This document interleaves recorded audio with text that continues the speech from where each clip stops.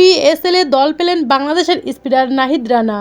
দর্শক, পাকিস্তান সুপার লিগের পিএসএল 10ম আসরের প্লেয়ার্স ড্রাফট অনুষ্ঠিত হচ্ছে আজ।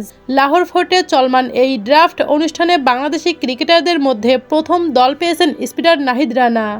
গোল্ড ক্যাটাগরি থেকে তাকে দলে টেনেছে পেশোয়ার জালমি। এর আগে ড্রাফটেড প্লাটিনাম ক্যাটাগরিতে বাংলাদেশের দুই ক্রিকেটার মুস্তাফিজুর রহমান ও সাকিব আল হাসানের নাম ডাকা হয়।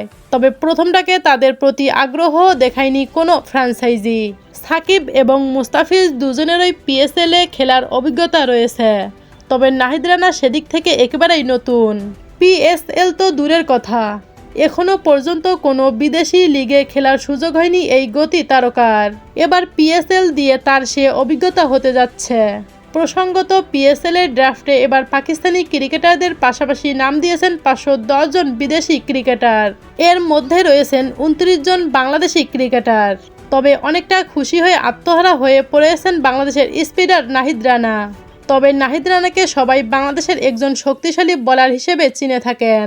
তো দর্শক, পিএসএল এ দল পেলেন বাংলাদেশের স্পিনার নাহিদ রানা। এতে আপনাদের গুরুত্বপূর্ণ মতামত কি জানিয়ে দিন আমাদের ভিডিওর কমেন্ট বক্সে। ধন্যবাদ।